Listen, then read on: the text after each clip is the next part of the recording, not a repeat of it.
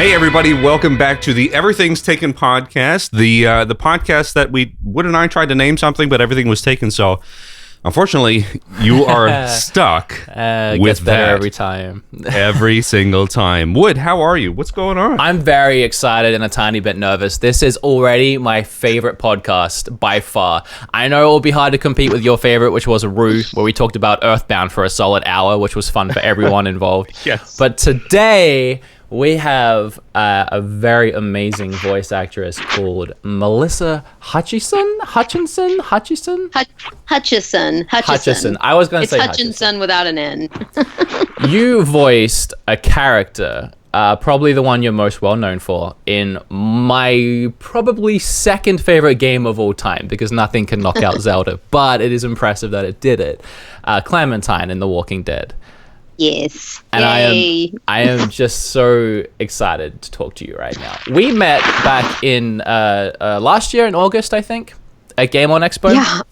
August in Phoenix. Yeah, that was hot that day too. That was like Australia hot. Woo! It was crazy. You were in the special fancy booths of special guests along the back wall, and then I was in the mediocre line of YouTube guests.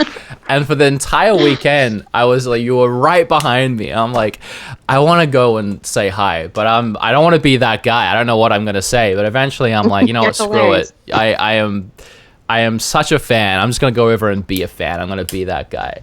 And I didn't know what to expect, but you stood there and you talked, or you sat there, I stood there and talked to me for like a good 5 minutes just about everything. I was like, man, this person is awesome. And then I added you on Twitter and messaged you, and we continued the conversation, and I just couldn't believe how nice you were. So thank you so much for coming on and being a part of this podcast.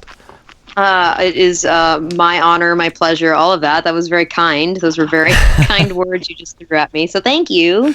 Happy to be here. And then Davey Boy was next to you. I hope he doesn't mind me calling him Davey Boy. Davey Boy.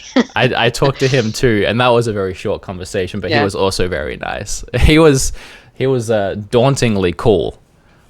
Yeah, it's not very often that Davey Boy, and I get to do conventions together, which is weird because, his character is obviously very iconic in the Walking Dead game.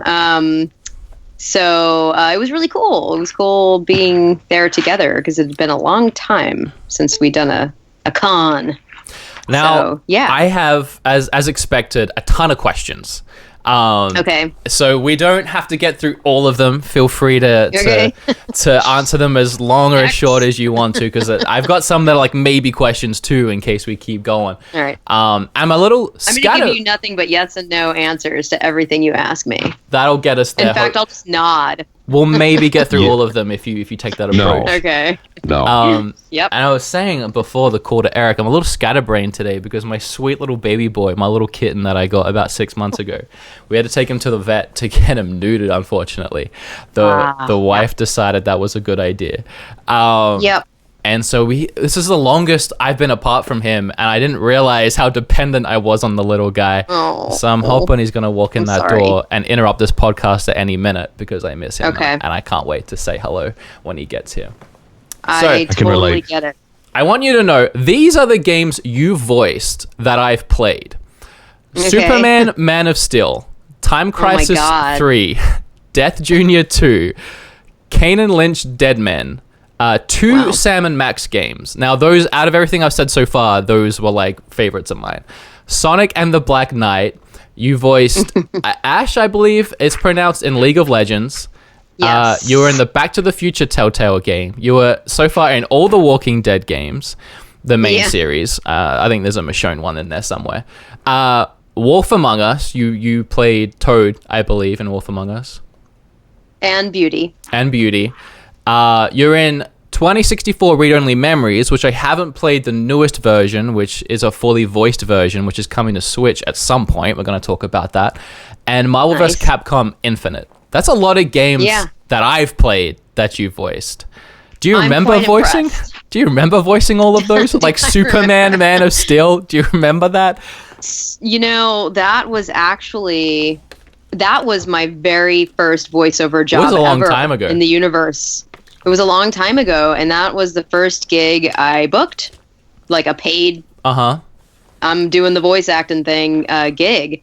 And I do remember it because I was obviously nervous as hell. Yeah. Know the feeling. And it was not a really meaty character. I think I played a woman who like falls off a building and like, you know, and then says, "Thank you, Superman," or something like that. I mean, it was really not huge, but it was my first time in a booth doing what I do. So I most definitely remember that game. There are a few. I think I remember all of the games you're talking about. I'm trying to think if there's one. League of Legends, which is crazy because it's like, you know, it's a big one. 8 billion people play it. Yeah. The first recording session, you know, my character really didn't say that much. It was like 7 lines, which 3 of them were just laughing. So I remember recording it, but it was such a short, like, in and out of the booth kind of thing. League of Legends is one of them ones that everyone wants to. If you're a voice actor now in 2018 or even the last few years, you want to be in League of Legends or something like Overwatch. But League of Legends is a huge one. And it is. Speaking of your character in that game, your voice range is pretty crazy when it comes to it. You've gone through a lot of different kind of voices since Superman Man of Steel, because Clementine and Ash don't sound anything alike. Not a thing, no. So obviously you fell in love with it after you did that first one. Kept going. Yeah. Oh, yeah. I mean, I always, you know, I tell people, like, how'd you get into voiceover? I'm like, well, I watched a lot of cartoons. What cartoons? I had a knack for doing cartoons, animation. Yeah. I've always done voices, you know, and like my stuffed animals, everything in my life to this day has a voice. And I used to just practice doing, you know, imitating the voices I'd hear in animation. And I think that has a lot to do with that range of what you're talking about, being able to play an 8-year-old kid to someone sultry like Ash in League of Legends. So I've been working on my range since I could talk.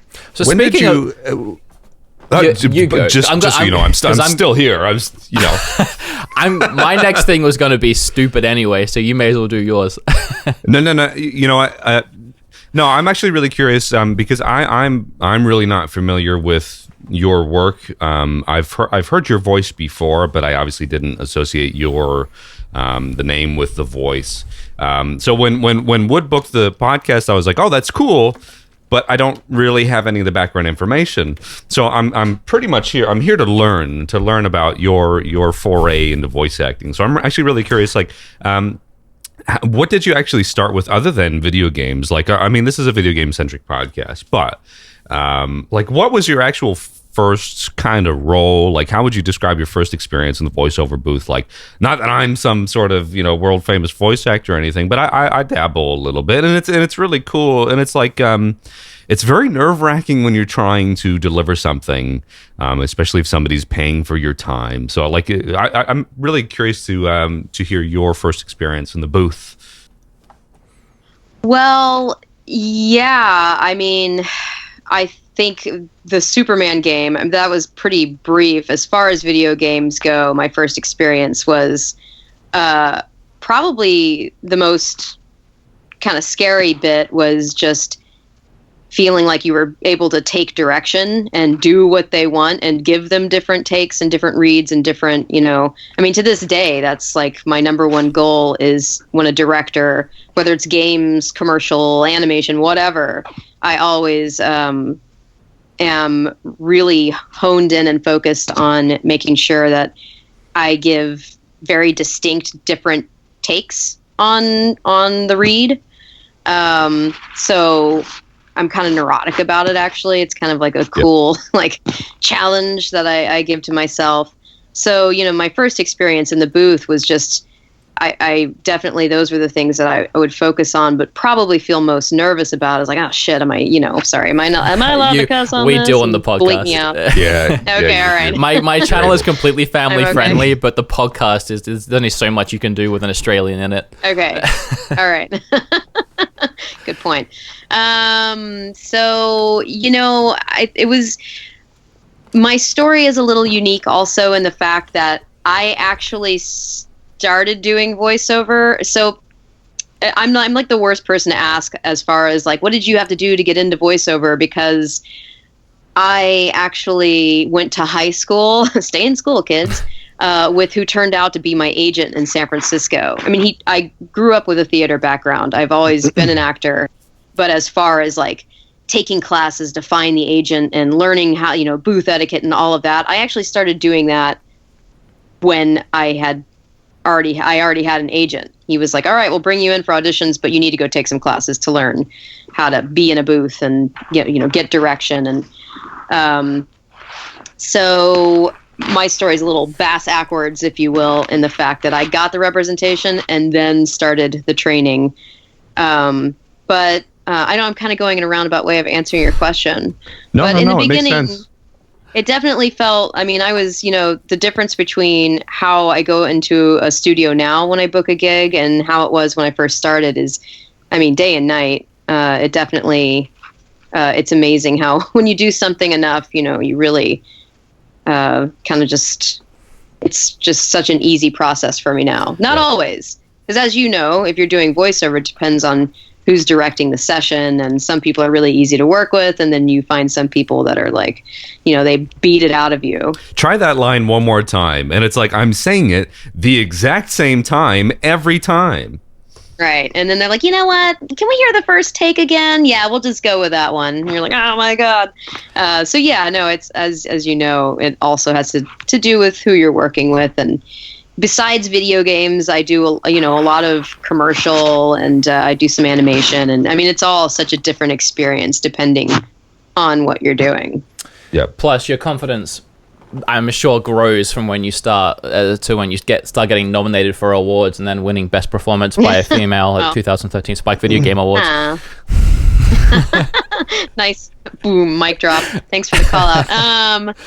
It does. There are some times though where I still feel, depending on the client.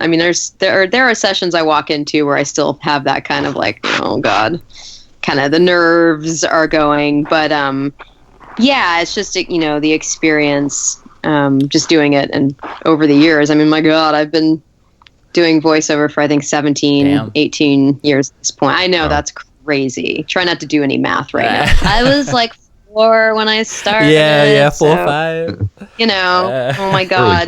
You're early 20s now, obviously. Yes. Exactly. So here was my stupid question from earlier. I do a lot of like live streams, and I like to mess around in my live streams and read out a lot of the words I'm seeing from the characters in the games in their voices, or the voices I assume. I like to think I have a future in voiceover. In fact, I even have I'm being sarcastic, by the way. In fact, I even have a game company who wants me to be a voice in their game. That one's real. I'm actually a little bit nervous about it. So nice. That's awesome. I've got a few clips here, some quotes from a certain League of Legends character. And I want to read them out. Not an impression, because I can't do impressions, but in my own way. And I just want a rough, like 9 out of 10, 10 out of 10, whatever you feel like at the time. Okay, you ready? All right. Yeah, I'm ready. Right between the eyes. I'm going to do different ones. That's just one. No one escapes my aim. All right, I got one more. You ready? Yeah. No, really. Put that apple on your head. So how 9, 10? I have already booked you. You're already in the studio and you're recording it. And the character is going to look like how she looks like, but with what you just did. That works perfectly because for me. Absolutely. That would be freaking hilarious. I thought those were all really good. I'm going to go ahead and give them all... I'm going to go 10. Thank you. Well, 10. Now, next time old Robbie boy, Rob Kirkman, decides to make another Telltale Walking Dead game, you know who to suggest. Yep, I will. Actually, I know... The Wood King Dead. I know he doesn't make the games, but he's involved with them, and you've met him, I have heard. I have. What was he like in person? He's a real nice guy. Yeah, he is. He's a super, humble, kind of quiet, genuine. His background is, comics, so he's our people. He was yeah, meeting him though. I mean, I was really nervous. I was geeking out and kind of like, oh god, you know, Robert, because I was a fan of the franchise before we even made this game. So meeting him was definitely, I felt nervous. Robert, obviously, for those that don't know, the creator of the Walking Dead comic books. I would like to pick his brain about a couple of things one day, like his opinion on the TV show as opposed to the books, because it's very different. Right. It's do you watch? And it's gotten very. You watch the show? I do. I'm totally caught up. I mean, again, like, I was a fan before. I'm like 4 episodes away from being caught up. Oh, okay. But I would like to know how you feel about the show, as opposed to the books. AMC has their liberties that they take, which I'm okay with. You know, here's another thing I'm the worst person to ask. I'm so easy for everything. I'm like, that's the best show ever. I mean, I know a lot of people it's kind of lost some people along the way. It lost, but I still, it lost people for a bad reason though. You keep going. Well, it would have to become like the most terrible piece of crap you've ever seen for me to be like, okay, I'm done. Same. I'm not wasting my time. I'm still engaged with the characters. I still want to know where it goes, where the story goes. I really enjoy the show. I like the show. I can see how some people would get turned off, but I'm not. The show got awesome around the 5th to 7th season. It got great. It's a very different trajectory right now, but I don't know if you've seen the stuff for season 9, like the shots of it, the behind the scenes stuff. It looks like they're totally revamping it and trying to go in a somewhat different direction that's a lot more like the books. Okay. So I'm really excited for that. Gotcha. And Eric, when did you get lost? I got lost about 6 years ago. Like the show's actually been running that long now. It's kind of like, where's time going? A long time. But it was like 2012, like October, November of 2012 or something like that when it first started to premiere again. That's when we did the game. Yeah, right? so it was like, it just, I don't know, like the first 2 seasons were really good. The first season was excellent. Second season was great. Third season I kind of got lost in, and I've just never picked it back up just because I haven't really had time to do it. But I still follow along. I still spoil it for myself. I mean, I know I'm not going to probably really commit and watch it as a whole. But yeah, it's mixed reactions between what people think. So let's talk about The Walking Dead that you're actually involved in, because I've been waiting, because I knew once we started this rabbit hole I'd have a hard time pulling myself out of it. But let's try not to go too deep into Okay. Something I found really interesting that I wanted to talk about is when I met you, you actually told me about the recording process that goes into making a Walking Dead game. Do you want to tell us a little bit about that? Because it's very interesting to me how those are actually put together. Yeah. Well, it's definitely season 1 was a bit different just because I was not the playable character. So I'll just talk about the playable character recordings. Yeah, they're each. It's recorded. We don't do it all at one time. A lot of people think we just do the entire, episodes 1 to 5, in one sitting. With Telltale Games, as you know, at the end of each game, there's the statistics on, 80% of people chose to, shoot. Kill this person. Kill. I know. I don't want to spoil it. I almost said something. So we record pretty close. When I'm in the booth, that means that the game is probably a month or two from being released. Okay.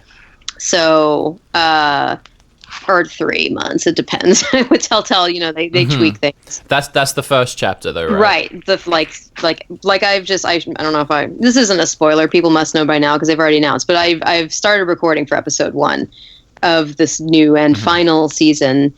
And I know, yay! I feel the same. Yeah, I'm so excited. I'm excited, but sad, but excited. I know. So there's obviously all the dialogue branches and choices you can make. And we literally just read through those. Normally, I have someone read lines with me because it's very helpful for me as an actor. If that's a possibility, I will always take it. yeah, we just go through each dialogue branch. You know, the option where you're nice, Clem. The option where you're, oh, is that your cat? I know, I'm so excited. I don't want to interrupt you. Oh, you don't have... Hi, kitty, welcome home. Oh, baby. Is he okay? Yeah, he did great, they said. He did great? Yeah, when they brought him out, like 5 nurses were petting him. 5 nurses were petting him. Five. Oh, that's Baby. so Only sweet. just 5. Let him out. Just 5. See if he comes to me. Yeah, and Just 5 good nurses. luck. Probably the entire crew that they had. Good luck not getting your cat. They're like, don't let them jump on anything. You're like, oh, okay. It's a cat. And, they're all over everything. I don't want to pick him up because I don't know if he's going to be He's in going to pain have or a... what. Oh, no, he won't have a Probably shaved gonna be belly because he's not a girl. Unless someone is just messing around. I'll let him do his thing. I don't want to throw the podcast off too much. He looks okay, which makes me happy. That's good. That's all that counts. And Kim's there. So Nice. well, I'll see him soon. Your what were you family. saying? Let's keep going. Um, My heart's happy. Yay, heart. No, it's just you know, each recording session is usually about 4 hours, and of course they save any screaming and crazy stuff for the very end or the last recording session. And So your voice isn't also. isn't all, yeah. Thankfully with Clementine, I mean, she definitely, there are moments, but you know, Yeah, they she gets feisty. yeah, there's stuff that happens, but yeah, it's generally after that there might be rewrites or pickups. So you know, I'll probably go into the booth one more time or a few more times, and then the episodes get made. And I've been lying to people for a long time because I just basically made up some bullshit answer as to how this happens. I'm like, yes, the animators painstakingly like draw each mouth movement. Apparently there's a program that just runs the audio file and moves the, anyway. So it's still, I don't know if it's still animated. I don't know if you mentioned this because I got a little distracted when the kitty came home. But you told me that you make an episode, you make a chapter, and then the chapter goes out, Yes. and then you get like and then you work the next chapter as to how the choices were made in the previous ones. Did you talk about that? If you did, we can cut this. No, I didn't. I mean, I did, but not really. I mean, that's kind of the magic of Telltale Games, which is really cool, and especially with this game because it's really hits on people's emotions. It's really a cool process. How, I mean, they have a basic foundation of what the season's going to look like. You know, nothing changed to the point of never mind. You know, well, totally. I mean, it could actually happen that way, but well, that's the thing I love about it is because a lot of people they make fun of the fact that it says the game is tailored to how you play, Right. And they're like, well, no matter what I do in this game, it doesn't really change things all that much. But what it means is literally as you play and the choices you make will influence the next chapter, the way that it's put together, the Right. way that it's made. Exactly. So your choices and everyone else's choices really do tailor the story. yeah. Yeah, and one day So in I love the that. future, I'm sure there will be a game where literally it's so high tech that every choice you make, it can be that individualized. But yeah, I mean, ultimately, Right. there is an outcome. How is so there's so many different dialogue trees for basically a choose your own adventure game within its own kind of thing. How varied is this script? For example, like for one Walking Dead episode, like obviously the writers will have everything all scripted out. How big of a script do you actually have with so many varied choices? Like how do you cover that? It's pretty big. I think, I'm trying to think of a line count I can even give you. I mean, I think for one episode as the playable character, even if, and a line can even consist of just a sound or a sigh or whatever. I feel like it's around 800 lines per episode, depending. That's kind of It's gonna take a long time. It does. I mean, the cool thing about this process, and I kind of feel for other voice actors who come in to work on Telltale Games and they've never done it before, is I've been working with Telltale since Sam and Max. That's a long time. I was gonna say Yeah. you've done Sam and Max, the Walking Dead games, Wolf Among Us, Right. the Minecraft story mode, Yeah. and Back to the Future. Yep. They must like you. Thankfully, they do. And I love them. I mean, many people who come and gone or who are still there, whatever. It's like family. It's pretty cool to have that relationship with a game company. And it's my style of game as a gamer. That's what I'm into. So it's been such a ride. It's been really great. I was going to ask, how much of a gamer are you, and do you play your own games? Do you play as Clementine? I do play The Walking Dead. I've played The Wolf Among Us. I have a PlayStation 4. That sounds like a game.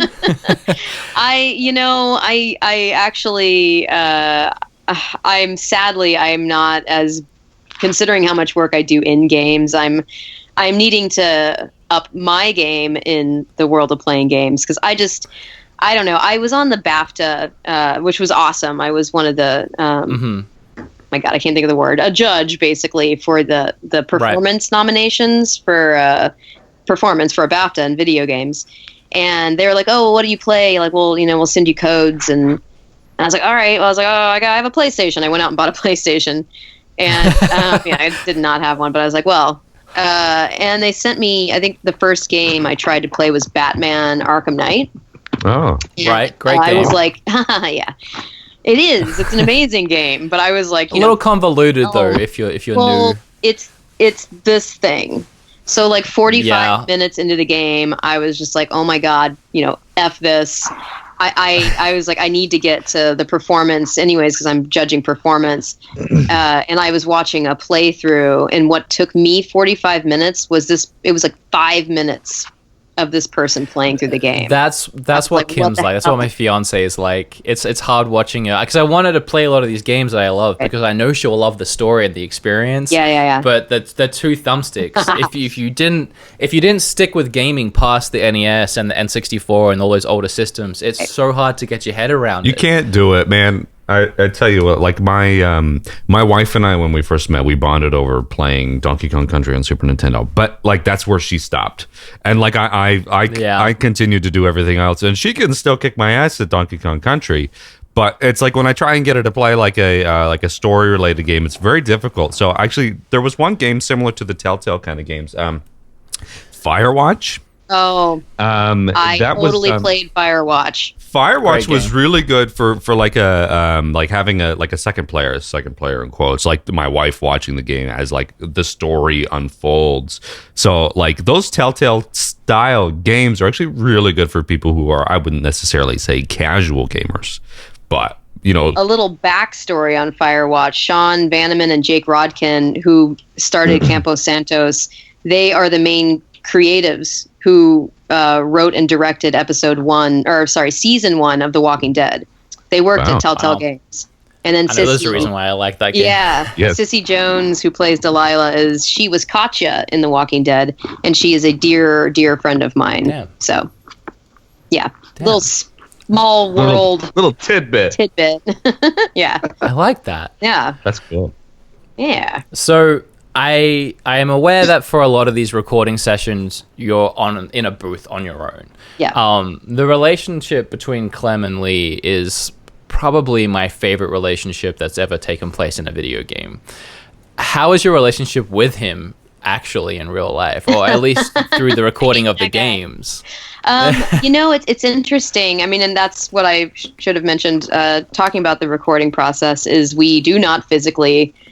I mean, sometimes in animation you get lucky and you get to do ensemble cast recordings, but in games that is extremely rare.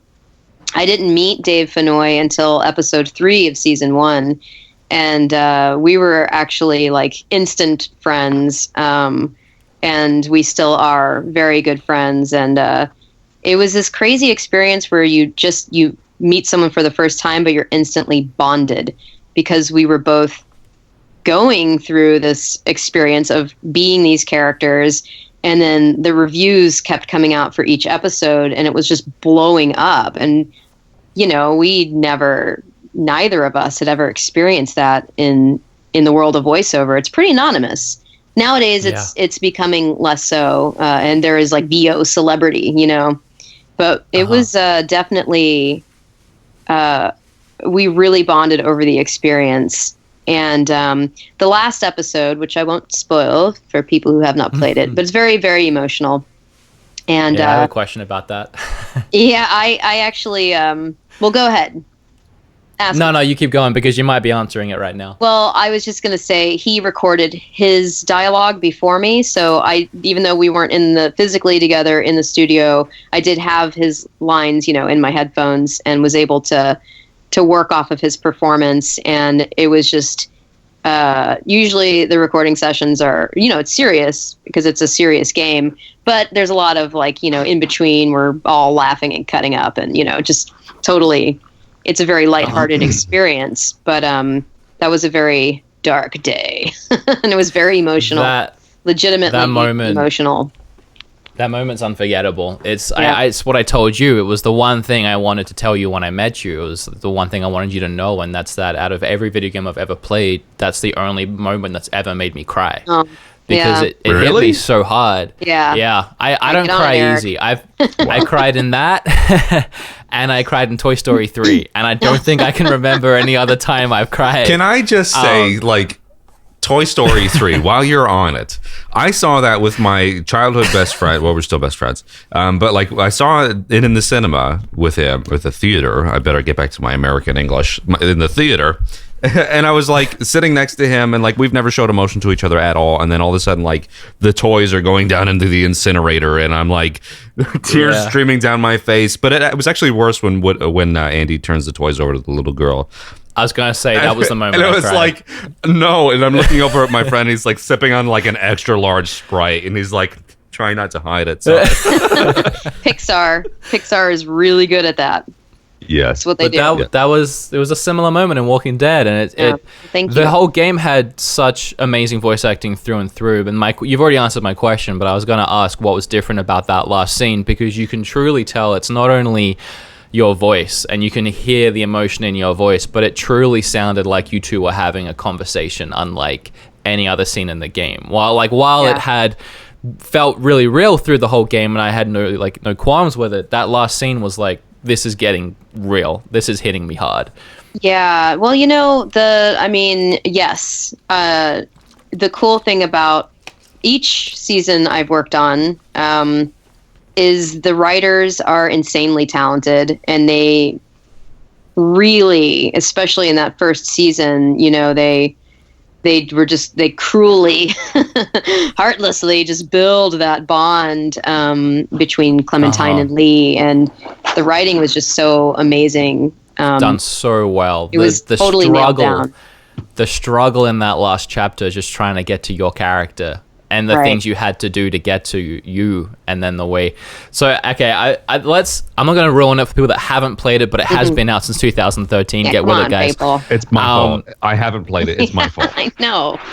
Get on which is your favorite ending? The one where you have to do the thing, or the one where you decide not to do the thing? Which do you prefer? I personally, I do the thing, because I can't fathom, and without saying too much, that is also kind of ultimately the this is setting it up for. And what's funny is it wasn't really it was setting it up for the next season, but they didn't at that time. I think they had no idea that Clementine's story would even go anywhere beyond season 1, or that there would be a season 2. So, but the ending I chose really sets it up for that being the final, okay, well, the kid has what it takes.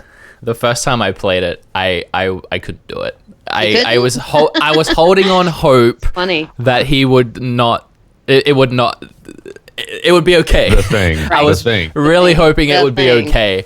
And when I chose it and then it ended, I was like, damn, that was a mistake. So I instantly went back and corrected it. But I'm kind of glad I did that, because I saw both endings and I got the better one the second time. Right. But yeah, that was tough. It still gets me even now when I think about it. It still me too. Hits me hard. Yeah, me too. The whole journey. I was at PAX in Boston, and we had this lovely panel. So many people came out to see it, and Greg Miller was doing, he was the moderator, whatever it is. And he asked this question, you know, like, what has this journey meant to all of you? And I was up there with, you know, the lead artist, you know, a director who's, you know, staff from people who've worked on this game, writers from Telltale, myself, the head of Skybound Interactive, Dan. Why am I forgetting his name? Hello, Dan. Danny Boy. You just say Danny Boy when you can't remember it. Danny Boy. And, you know, by the time he gets to me, I remember I just kind of looked up at Greg. I'd already joked that I was just going to sob for 45 minutes straight. But I looked at him and he kind of gave me that look like, you know, that kind of, that look that your mom gets you or someone, are you okay? And you're like, I just basically... I lost it because it's just been such an emotional ride and spending so much time with this character. And I think that was at PAX. That was the moment where I was like, oh shit, it's ending. Oh wait, what? You know, it caught up with me. The game back then, what it did for the gaming industry was crazy, because back around that time, AAA titles were really the focus for companies. It was how much money can we squeeze out, and it was these companies like EA or whatever making the Call of Duties. I know that's not. Is that EA? I can't even remember right Activision. now. Activision. No, thank you. Yeah. EA's Battlefield, right? Yeah. DICE. Yeah, let's just say yes. I don't know. But these Assassin's Creed every year, that kind of thing, and it was so hard for any other company to really break that mold and make a game that had that big of an impact. And that was really a turning point. That Walking Dead, that first game, when it got Game of the Year, it was the first game to get Game of the Year that wasn't like a huge AAA title for like years back to back. And it was just it was a huge turning point. And it even helped make way for indie games and like smaller companies really get their games out into the spotlight. Yeah, and that to me is precious, just because in my life, and I mean, these AAA games that are coming out are obviously amazing and filled with talented people as well. There's no knock on it, but in my philosophy in life is a little bit more mom and pop and indie anyways. So it made me really proud to this, you know, to this day, to represent, you know, obviously Telltale blew up, you know, after The Walking Dead, but they're still an indie company, and they still, I don't know, it's been a really cool experience kind of becoming, my character at least, becoming the mascot for this game company that I have, you know, grown up with in the industry, kind of, to a certain extent. So, Eric, unless you have any more Walking Dead themed questions, I've got one more, look, and then I can move on. The only thing I could really relate to for The Walking Dead is the fact that I'm walking and I'm slightly dead because it's like 7 a.m. But so, like, I mean, I'm in Australia. It's like 2, whatever. I'm upside down. Doesn't matter. No, I mean, like, look, this is totally on me, but I've never played the Walking Dead games. I only know a whole lot of the Walking Dead show. The amount I talk about it, I think you would have. I know. I mean, I honestly, I should have at this point, but it's actually, it's cool to sit back and listen and hear you guys discuss this, because the Walking Dead video game actually, as Wood was just alluding to, has really changed the landscape in terms of like what AAA really means for gaming. And when The Walking Dead came out and it became so popular, I think it was really because of the testament to the story writing and the way that the story was told by you guys as the voice actors. So, like, kudos to you guys. I mean, like, you know bad voice acting when you hear it. You don't know good voice acting when you hear it, because it's just part of the story. Like, I remember the very first time I heard anything voice acting in a game was actually Final Fantasy X. So I didn't grow up with voice acting in games, but now it's like, it's become it's a thing. It's the main thing, and like, you guys are owning it over at Telltale, and you specifically with your performances. So I just think it's cool to just chat about this with you. So Wood, please feel free, continue. I appreciate that. My last thing was going to be, so Clem has grown up a lot, leading into the newest game, which comes out I think late this year, right? I'm pretty sure it is. Yeah. Let's just say yes. It's coming out soon. She's recording now. Don't miss it. It's what month? I don't even know what month it is. Good Lord, it's May. May, right? Okay, yeah. Maybe soonish. I believe it's late this year. I believe. I mean, the whole release of it, definitely. I think it by the time it's all wrapped up and released, it will definitely be later this year. But I think the first episode, I mean, this is just me, not knowing nothing about nothing, but it'll probably be out in the next couple of months. Again, that's me knowing nothing about nothing. My final question is, yeah, how do you feel about the evolution of your character? Do you love the way it's gone? I personally love it. But I want to know your. I mean, I'm assuming I know the answer, but I also love it. I mean, there are obviously ways they could have taken it to other directions. Like she could have been, I don't know, turned into like crazy Clem or angry Clem. Well, she's a little angry, but it feels really organic and natural to me the way they've aged her, and especially season 3 and now coming into season 4. Obviously, there's going to be an edge. She's a teenager. She's been through, the worst of the worst.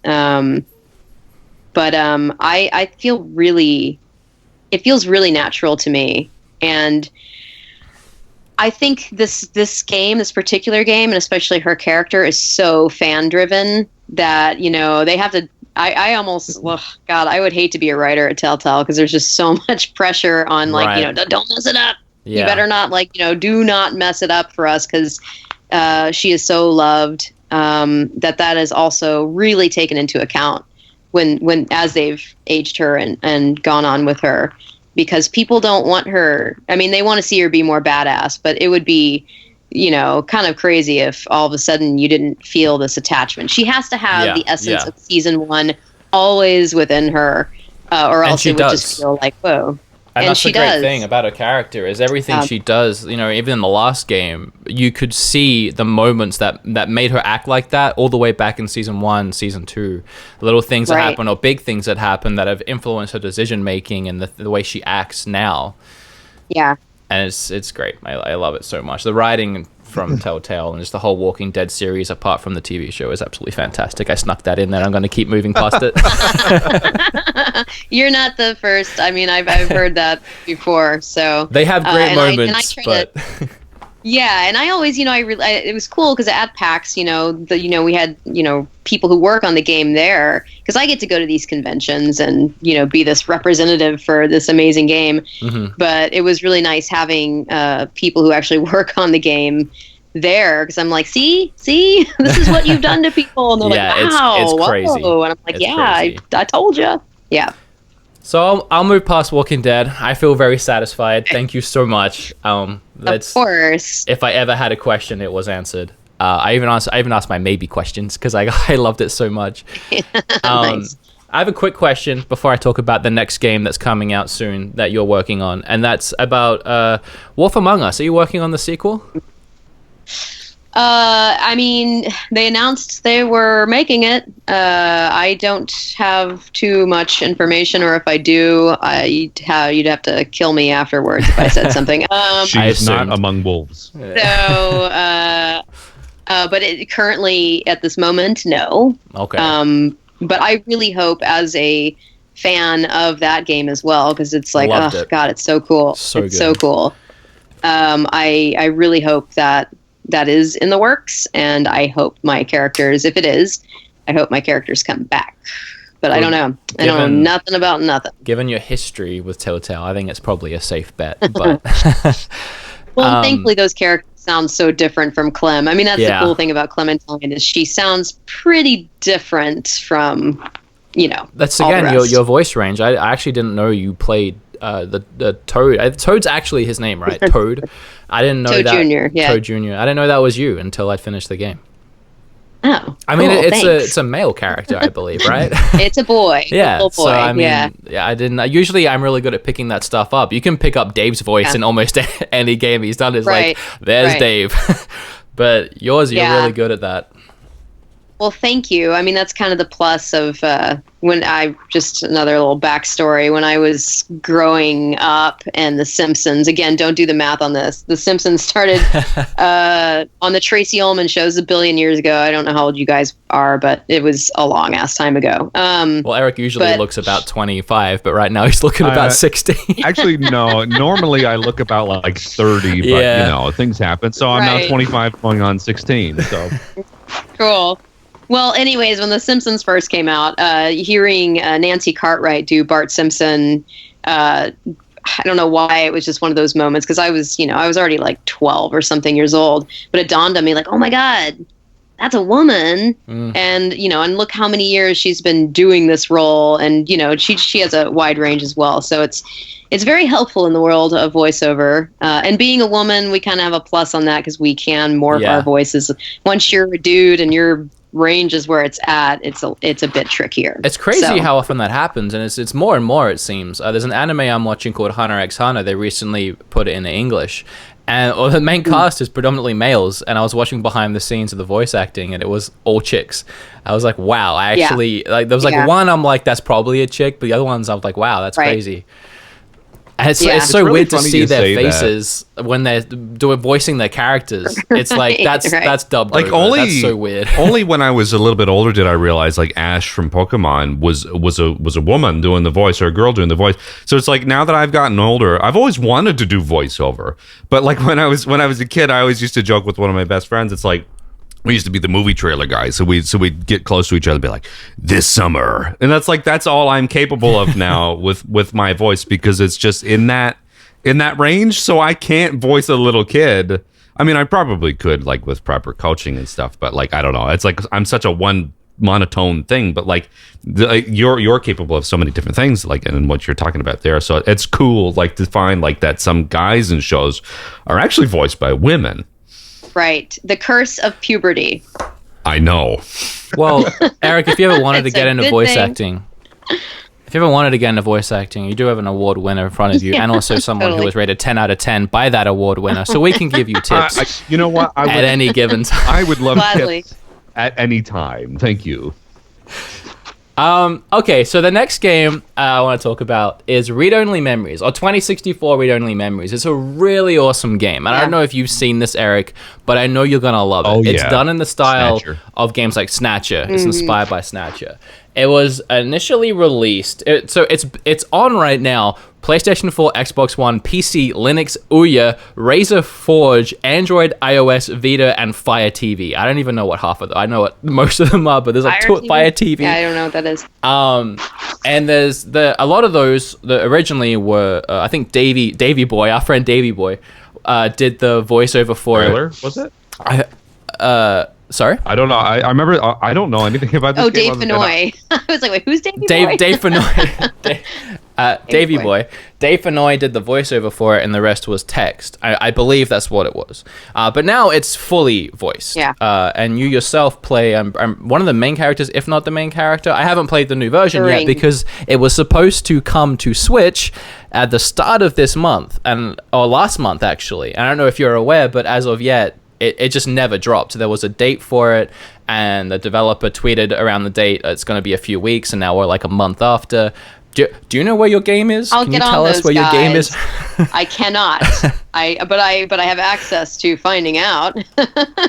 I mean, I would love to know, because I've been really excited to play this game. And obviously, the only reason I know about it, to be honest, is because of you. This is even before we organized any of this. I was like, I was looking through what you've done. I IMDb, I'm that guy. Like, if I'm watching a movie, I'm like, I recognize that voice. Yeah. IMDb. And I saw you working on this game, and I looked it up. I'm like, that's amazing. Yeah. But as of yet, I don't know. Yeah, but it's on Ouya. It's on Ouya. Yeah, but I very much doubt that's Melissa's version. I'll find out. I'll ask them, actually. I haven't been in touch with them for a while. That was a massive amount of recording as well, actually. I was going to ask you. Yeah. Yeah. His Turing, his character, who kind of the assistant that leads you through this game, basically, is all full of all kinds of information. I mean, like scientifical, and I mean, it was definitely like, he has a lot to say. Or he. Well, I don't want to spoil too much. I said he, but now I'm like, wait a minute, I take that back. Turing's a robot. And then there are things that come up. It's a really cool game. Mid-Boss.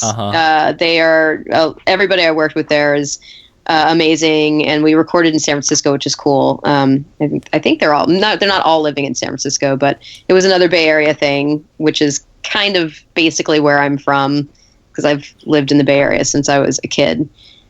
So yeah, it was really cool. I've got a sorry, Wood. Can I? You can. May I proceed? There's something else I want to say about this game, but it depends how off topic you're going to throw us. It's on topic, but it's off topic. So Wood, you go first, and then I'll go second. No, it's okay. I was going to say, it was more of a tidbit. So Dave is working on this game as well, which is another reason I was really excited. Your voice in this game, from what I remember of the trailer, is actually sort of similar to Clementine, where a lot of your voices usually aren't. So I was actually excited for that too, because it felt like a little, I might be wrong, but I recognized your voice more in that one than other ones. And Xavier Woods is a voice in this game. I don't know if you know who that is. It's one of my favorite current wrestlers, who has a YouTube channel. He's WWE wrestler, has a YouTube channel called Up Up Down Down. Okay. I did not know he was doing voice acting, but he's a character in this game as well. Wow. Okay. Yeah, it's very... I'm guessing it's his first game, unless I couldn't find anything else. So yeah, the old Xavier Woods. Yeah, it's a pretty eclectic group of folks. I mean, I know Gavin also worked on it. He played Kenny in The Walking Dead, Gavin Hammond. Oh, dude, I'm in love with this game so much already. Kenny was my other favorite character. Yeah, well, me too.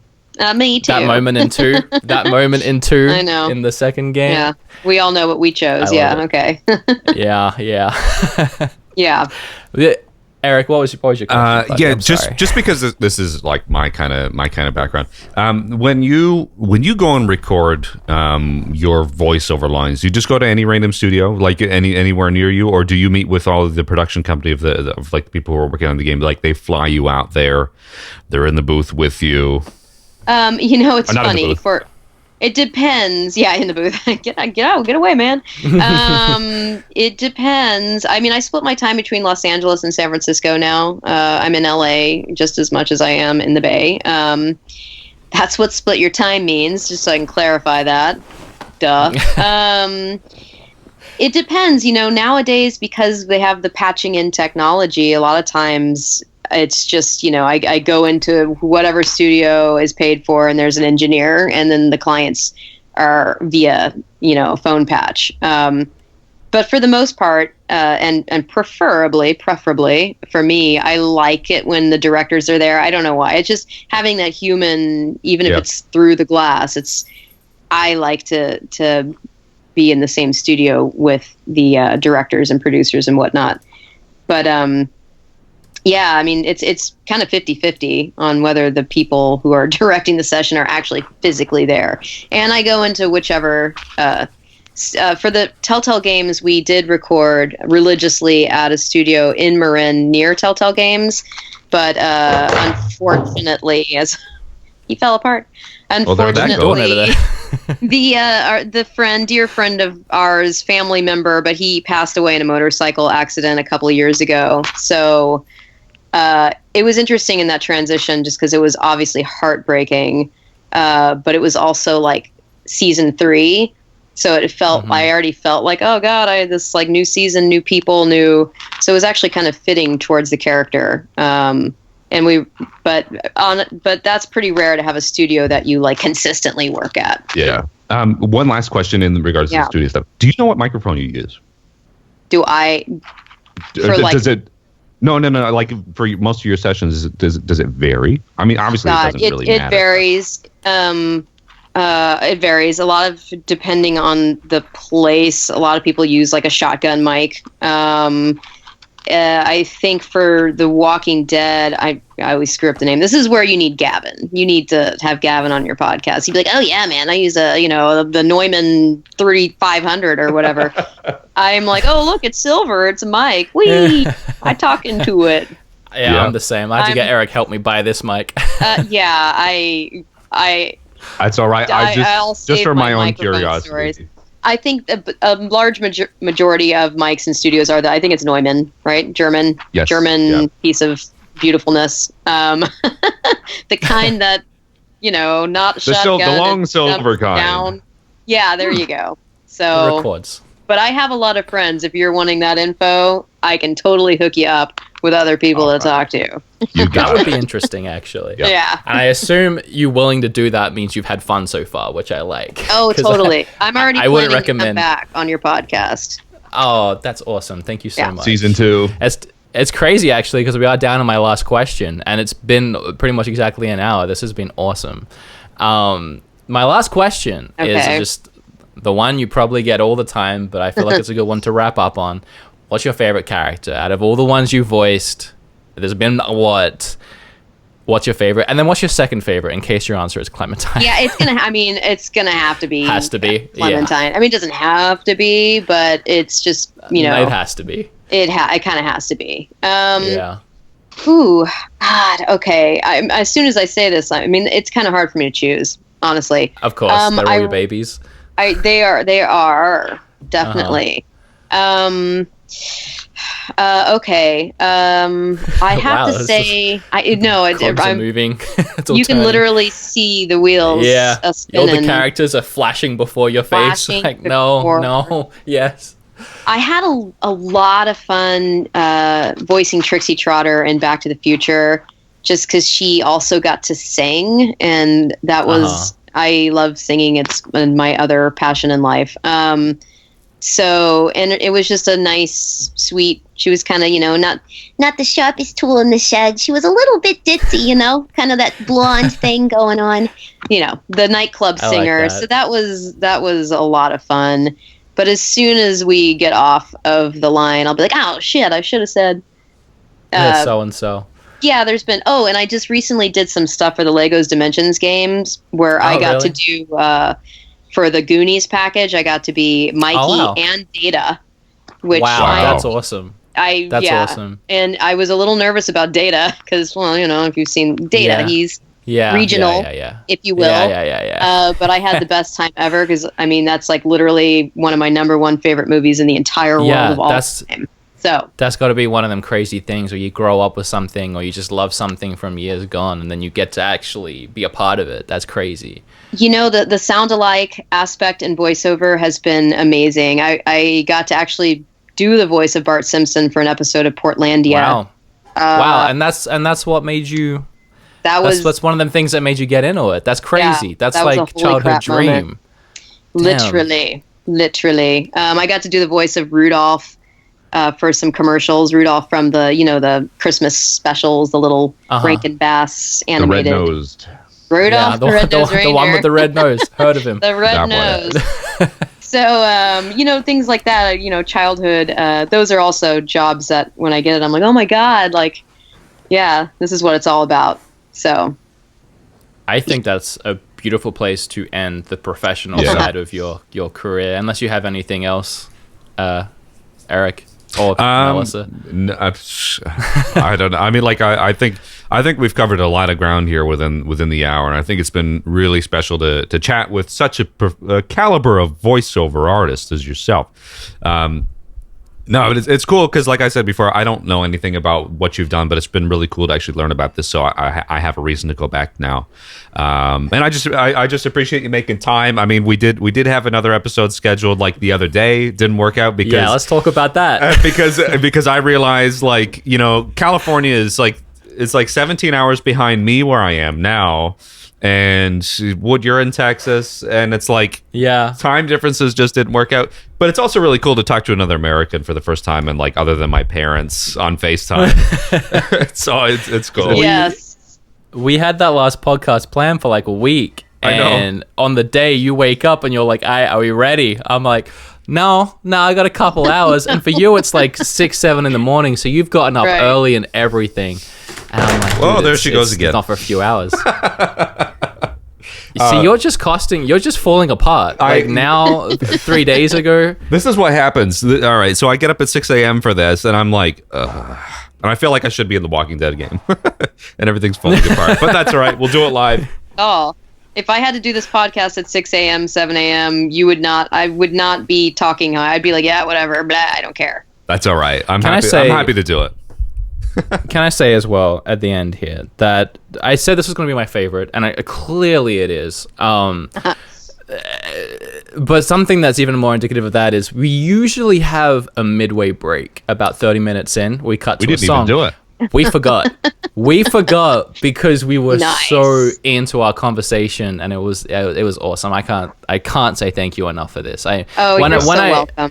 When I say I'm a fan, I mean it. Like there's very few people in the voice. I'm big into like a lot of like actors and stuff like that. There's very few people in the voice acting world that I follow avidly, and you're one of them. Just I love your performances. Wow. I mean, you can't have someone make you cry and then be like, well, they might make another game. Right. Who knows? Like whatever. Who cares? So I seriously can't say thank you enough. Thank you. I really appreciate that. I'm very grateful to do what I do. Like seriously. So I thank you.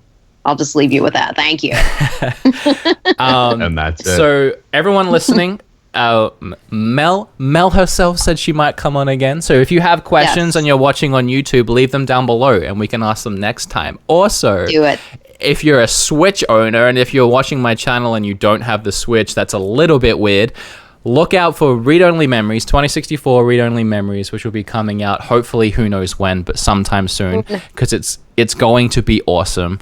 And the Walking Dead game later this year. And if you haven't played any of them, now's the time to catch up and cry yourself. Are you talking to me? Are you talking about me? Yeah, I'm subtly talking to you. Directly to me.